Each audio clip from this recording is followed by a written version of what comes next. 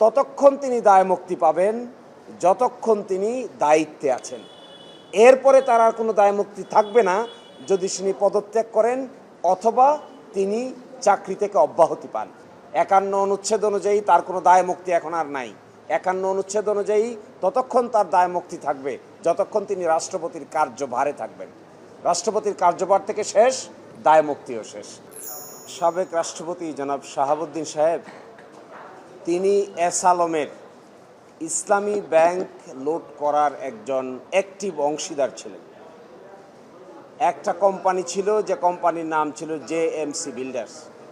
এই জেএমসি বিল্ডার্সের পক্ষ হয়ে তিনি ইসলামী ব্যাংকের নমিনেটেড ডাইরেক্টর ছিলেন। এই নমিনেটেড ডাইরেক্টর থেকে তিনি ভাইস চেয়ারম্যান হয়েছিলেন। তারপরে রাষ্ট্রপতি হওয়ার আগ পর্যন্ত তিনি সেই পদে বহাল ছিলেন। এই সময়ে ইসলামী ব্যাংক থেকে এস আলম নামে বেনামে ২৪টি কোম্পানি তৈরি করে প্রায় ৮০,০০০ কোটি টাকা লোন খেলাপি হয়েছে। এই ৮০,০০০ কোটি টাকা পরবর্তীতে মানি লন্ডারিং হয়েছে। ইসলামী ব্যাংক আজকের এই দুর্দশার পিছনে কারণ সে ৮০,০০০ কোটি টাকা ব্যাংক থেকে সরিয়ে ফেলা ২৪টি কোম্পানির নামে। নিশ্চয়ই আপনাদের মনে আছে ভয়ঙ্কর নভেম্বর নামে একটা রিপোর্ট ছাপা হয়েছিল, যেখানে একদিনে প্রায় ৩৯০০ কোটি টাকা ব্যাংক থেকে সরানো হয়েছিল। এই সকল প্রক্রিয়ার সঙ্গে আজকে যিনি প্রেসিডেন্ট হিসেবে রিটায়ার করলেন, তিনি সেই সময় ব্যাংকের পরিচালক হয়েছিলেন কোন ক্ষমতা বলে? তিনি কি ব্যক্তিগত কোনো শেয়ারের মালিক? উত্তর হলো না। তিনি কি নিজে কোনো ডাইরেক্টর? উত্তর না।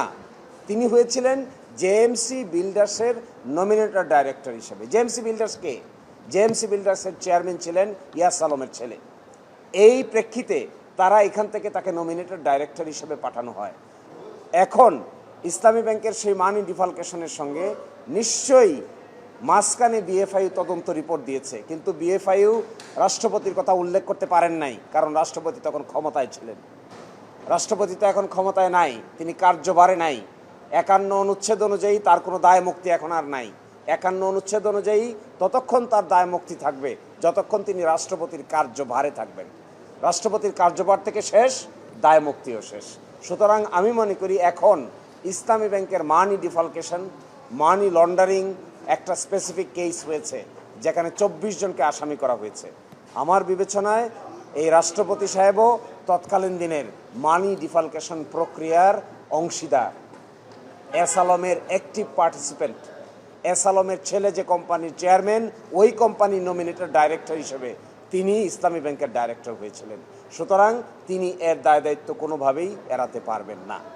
আরেকটি বড় কথা হলো, এখানে দেশ থেকে নিষেধাজ্ঞাটা যেহেতু হয়েছে ২৫ সালে, আর তিনি ডাইরেক্টরশিপ থেকে চলে গেছেন ২০২৩ সালে, এই জন্য দেশ থেকে নিষেধাজ্ঞাটা সুপ্রিম কোর্টের যে আদেশটা আছে, এই আদেশটা তার ক্ষেত্রে এক্স্যাক্টলি প্রযোজ্য হচ্ছে না।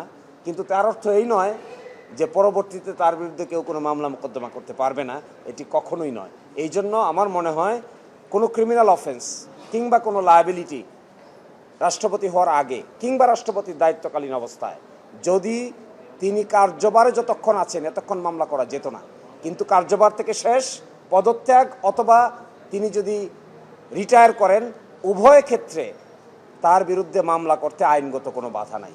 একটা এক্সাম্পল শোনেন, রাষ্ট্রপতি হুসাইন মোহাম্মদ এরশাদের বিরুদ্ধে আর্মস কেস হয়েছিল, করাপশনের কেস হয়েছিল।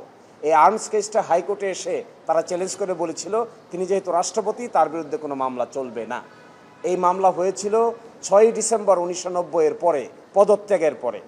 হাইকোর্ট ডিভিশন বলেছে না, তিনি তো এখন দায়িত্বে নাই, সুতরাং মামলা চলতে কোনো বাধা নাই। তার বিরুদ্ধে আপিল বিভাগে আপিল করেছিলেন হুসাইন মোহাম্মদ এরশাদ। সেই মামলায় আমাদের আপিল বিভাগ সিদ্ধান্ত নিয়ে বলেছে ততক্ষণ তিনি দায়মুক্তি পাবেন যতক্ষণ তিনি দায়িত্বে আছেন। এরপরে তার আর কোনো দায়মুক্তি থাকবে না যদি তিনি পদত্যাগ করেন অথবা তিনি চাকরি থেকে অব্যাহতি পান, তারপরে আর কোনো দায়মুক্তি থাকবে না।